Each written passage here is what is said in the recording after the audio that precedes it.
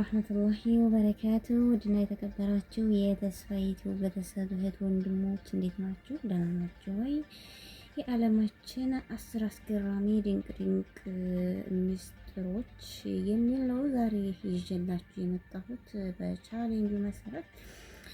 ሰላም ውድ ተመልካቾቼ፣ ወደ ቻናላችን እንኳን በደህና መጣችሁ። ዛሬ የምንጓዘው ወደ አንድ ተራ ዓለም አይደለም። የምንጓዘው ሰዎችን ለዘመናት ሲያስገርሙ የኖሩ ምስጢራዊ ቦታዎች፣ የማይታመኑ ክስተቶችና መልስ ያላገኙ ጥያቄዎች ወዳሉበት ነው እና አንድ ትንሽ ይቅርታ ልጠይቃችሁ የምፈልገው ይህን ቪዲዮ ከዚህ በፊት ከማቀርበው ከነበረው በላይ ረዘም አድርጌዋለሁ። ግን ምክንያቱ አንድ ነው። እነዚህን አስገራሚ ነገሮች በአጭር ማለፍ አልቻልኩኝ ነው ማለት ነው፣ ስላልፈለኩኝ ነው። እንግዲህ የመብራቱን ትንሽ ጠፋ አድርጉና ድምፁን ከፍ አድርጋችሁ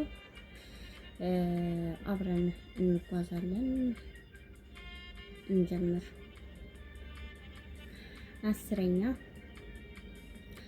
በባህር ውስጥ የተደበቀው ዓለም። የዓለም ካርታን ስንመለከት ብዙ ጊዜ የምናየው መሬት ነው፣ ግን የምንኖርበት ፕላኔት አብዛኛው በውሃ ተሸፍኗል። ከዚያም አንድ አስገራሚ ጥያቄ ይነሳል።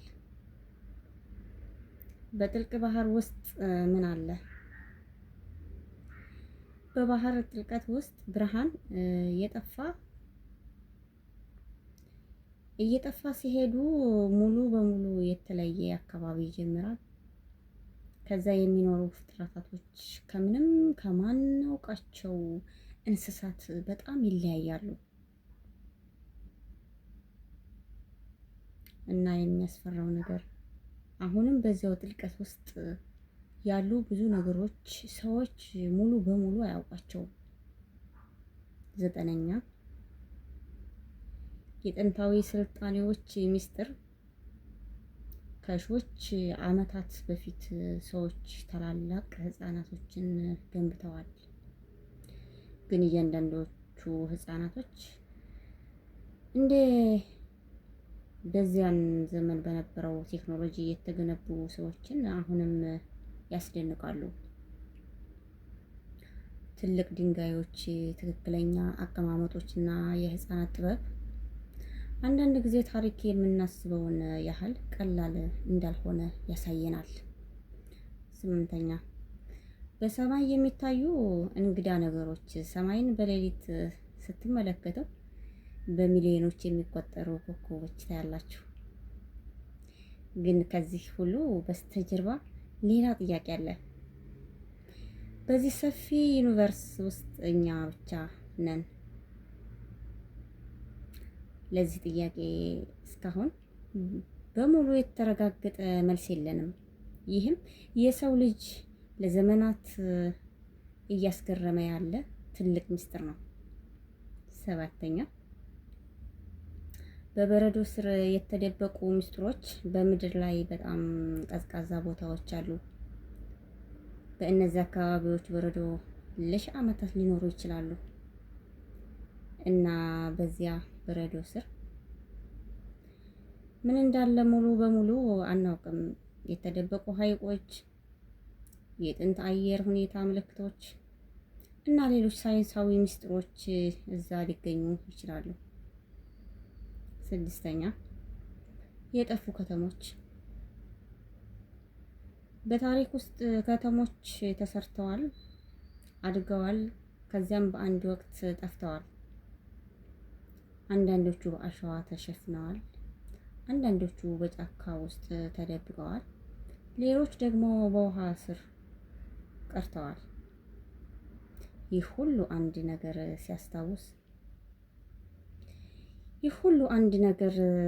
ያስታውሰናል። የሰው ልጅ ታሪክ ከምናውቀው በጣም የሚረዝም ነው የሰው ልጅ ታሪክ። 5ኛ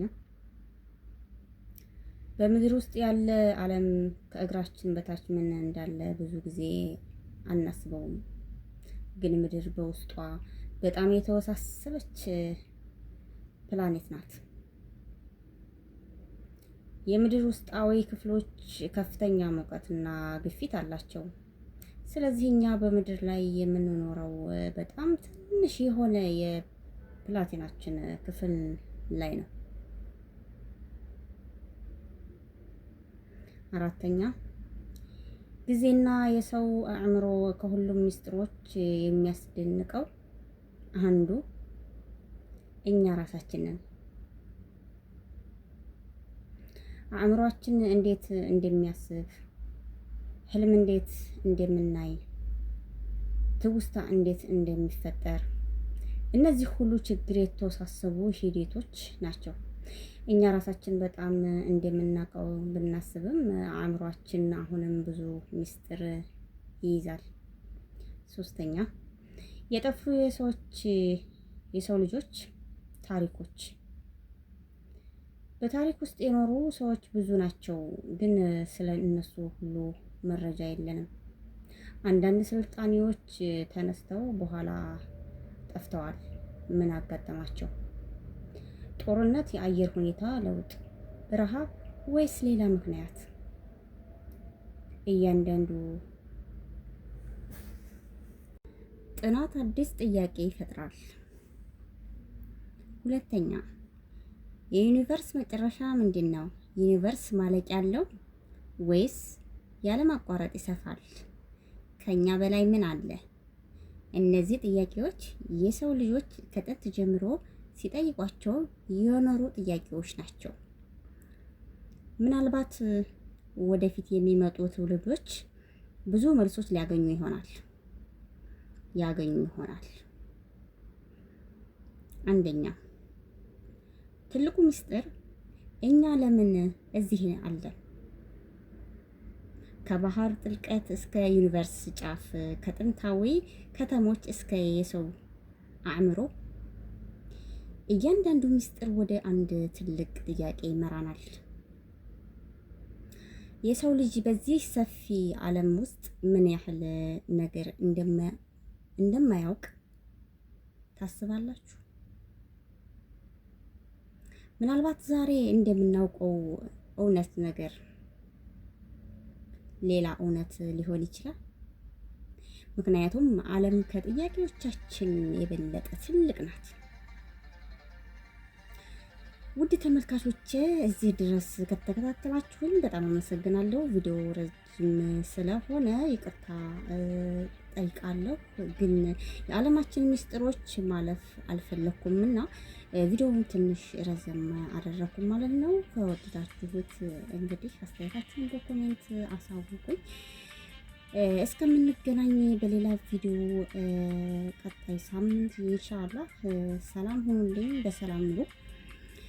የምናውቀው ትንሽ ነገር ነው፣ የማናውቀው ግን እጅግ ብዙ ነው። ሰላም ሁኑልኝ፣ ሰላማችሁ ይብዛ።